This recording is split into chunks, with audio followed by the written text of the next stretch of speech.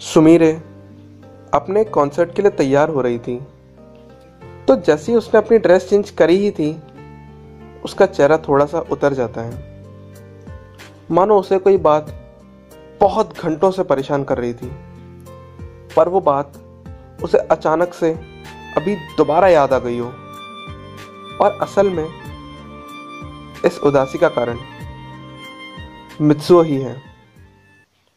Actually Sumire के पिछले concert में उसने मिचिको को और मित्सुओ को एक साथ एज हर ऑडियंस बैठे हुए देखा था। ये देखने के बाद जब उसका कॉन्सर्ट खत्म हो गया था और फिर जब सारे परमेंस शाम की पेट्रोलिंग के लिए मिले थे, तब पाको परमेन से लड़ रही थी कि आखिर परमेन पाको के साथ कभी किसी शो में क्यों नहीं जाता और मिचिको के इस तरह के किसी भी प्रपोजल को डिक्लाइन क्यों नहीं करता। तब पाको ने एक एम्फेटिक रिप्लाई एक्सपेक्ट किया था, लेकिन परमन का रिप्लाई कुछ और ही होता है। परमन बोलता है कि अगर कभी परमन पाको के साथ किसी शो में गया तो चाहे से वो शो रोमांटिक शो ही क्यों ना हो, लेकिन वो एक हॉरर शो में बदल जाएगा।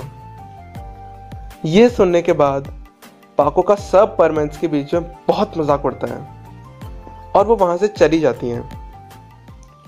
मगर बाद में परमेन का इनर माइंड उसे पाको से माफी मांगने पर मजबूर कर देता है, और फिर परमेन पाको को कॉल करता है और कहता है, पाको, अब चाहे जो भी हो जाए, मैं तुम्हारे साथ मिस सुमीरे का कॉन्सर्ट देखने इस संडे को हर कीमत पर जाऊंगा ही जाऊंगा। प्लीज मना मत करना पाको। पाको परमेन को मना भी नहीं कर पाती, बिकॉज परमेन आखिर पहली बार पाको के साथ कहीं जाने के लिए इतना बेचैन था। लेकिन प्रॉब्लम ये थी कि वही तो मिस सुमीरे और पाको दोनों ही हैं। वो एक ही टाइम पे दो जनों का रोल कैसे प्ले करेगी अपनी लाइफ में। तभी उसके मन में रोबोट का ख्याल आता है। वो रोबोट ऑन करती है इमीडिएटली, उसे सारी बातें बताती है। उसकी रोबोट स्टेज परफॉर्मेंस के लिए तैयार हो जाती है, मगर वो उसे टॉन्ट भी करती है। क्या पाको, तुम बिना मित्सुओ के ख्याल में पूरी दुनिया ही भूल जाती हो। पाको उसे चुप रहने को कहती है और फिर परमेन के पास पहुंचती है और उसकी रोबोट भी स्टेज परफॉर्मेंस के लिए पहुंचती है। वहीं दूसरी तरफ मित्सुओ को याद आता है कि आज तो फिर से उसने मिचिको के साथ भी मिस सुमीरे का कॉन्सर्ट देखने का प्लान बनाया था। वो भी तुरंत अपने रोबोट को ऑन करता है और परमेंट सेट पहन के पाको के साथ जाने के लिए बोलता है। तो जैसे ही परमेंट सेट रोबोट के हाथ में आता है, तभी पाको की एंट्री हो जाती है।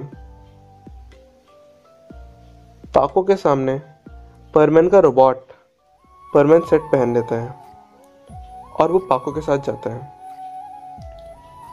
परमेन को एक भी बार पाको का ख्याल नहीं आता, पता नहीं क्यों। लेकिन जब पाको जा रही थी, उसकी आंखों में मित्सुओ को एक अलग ही चमक दिखती है। ये हर बार की तरह नहीं थी, आज उसकी आंखों में एक अलग ही चमक थी। फिर मित्सुओ मिचिको के साथ मिस सुमीरे के कॉन्सर्ट में जाने के लिए उसके घर पहुंचता है। मिचिको भी बाहर ही आने वाली होती है कि वो मित्सुओ को थोड़ा सा वेट करने के लिए बोलती है। तभी मिचिको के घर से मिचिको के चिल्लाने की आवाज़ आती है। ऐसा लग रहा था कि वो अपनी मॉम पर चिल्ला रही हो, बिकॉज उसकी मॉम ने उसकी पर्सनल डायरी पढ़ ली।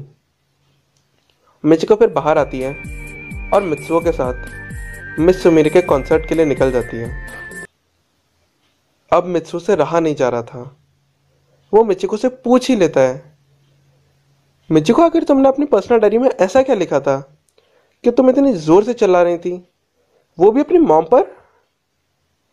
मिचिको ये सुन के टॉपिक चेंज कर देती है, बट केवल उस टाइम टॉपिक ही नहीं, बल्कि मिचिको का एटीट्यूड भी मित्सुओ के लिए चेंज हो जाता है। मानो अब वो मित्सुओ के साथ एक प्रेशर की वजह से मिस सुमीरे का कॉन्सर्ट देखने जा रही थी। तो जब वो दोनों कॉन्सर्ट हॉल के बाहर पहुंचकर कॉन्सर्ट की टिकट ले रहे होते हैं, तब उन्हें पता चलता है कॉन्सर्ट की सीट्स तो फुल हो चुकी हैं। अब वो दोनों निराश होकर वापस जा रहे थे। तभी अचानक से मिचिको के कंधे पर किसी ने हाथ रखा और उसे रुकने को बोला। मिचिको पीछे मुड़ी। उसने देखा उसके सिर पर एक ब्लू कलर का हेलमेट था। चेस्ट पर एक रेड कलर का बैज जैसा कुछ था और पीछे उसने एक चादर भी लगाई हुई थी। एक्चुअली वो परमैन ही था। तो परमैन मिचिको को टिकट्स ऑफर करता है। वो उन्हें एक्सेप्ट भी कर लेती है और तभी वो मित्सुओ से कहती है, अरे हाँ मित्सुओ, मुझे याद आया, गांगो कल कह रही थी कि वो आज कहीं अकेले जाने वाली है और ये बात मैं तुम्हें ना बताऊं। आई थिंक तुम्हें भी उसका ख्याल रखने के लिए जाना चाहिए। और हाँ, प्लीज़ उसे ये मत बताना कि मैंने तुम्हें ये बताया है, प्लीज़ मित्सुओ।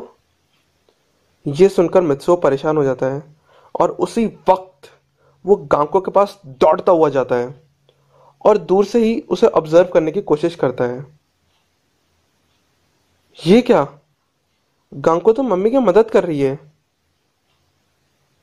इतना बोल के वो वापस मुड़ जाता है। फिर वो अपना सिर नीचे करके और थोड़ा सा दुखी होके आगे जा रहा होता है। वो ये बोलता है, सब समझ गया मैं। मिचिको ने परमैन के साथ मिस सुमिरिका कॉन्सर्ट में जाने का प्लान बनाया था शायद से, और प्रोबेबली वो उसे मिल भी गया। और तो और उसने परमैन के साथ जाने के लिए मुझे धोखा दिया। लेकिन मैं ही तो परमैन हूं। शायद वो परमैन की पावर से प्यार करती है। वो मुझे केवल यूज करती है। सब समझ गया मैं। इतना कहते हुए वो पार्क में पहुंच जाता है। वहां पहुंचने के बाद वो एक बेंच पर बैठता है। वो बहुत दुखी है। उसने अपना सिर अभी भी नीचे ही करा हुआ है। उसकी आंख लग जाती है फिर अचानक से। फिर जब उसकी नींद खुलती है, वो पाता है अपने आप को कि उसका सिर किसी लड़की के पैरों पर रखा हुआ है, लैप्स पर। और वो लड़की की आंखों में जब वो देखता है, उसे कुछ भी ठीक से दिखाई नहीं दे रहा था, लेकिन वो आंखों की चमक, मानो वो आंखों की चमक उसने पहले कहीं देखी थी। वो अपने आंखों को थोड़ा रब करता है और फिर ठीक से खोलने की कोशिश करता है। जब उसकी आंखें ठीक से खुलती हैं, वो पाता है कि वो पाको ही है।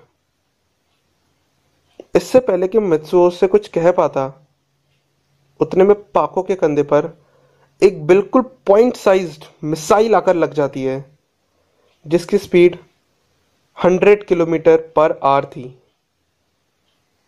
बहुत जोर से लगती है पाको के कंधे पे।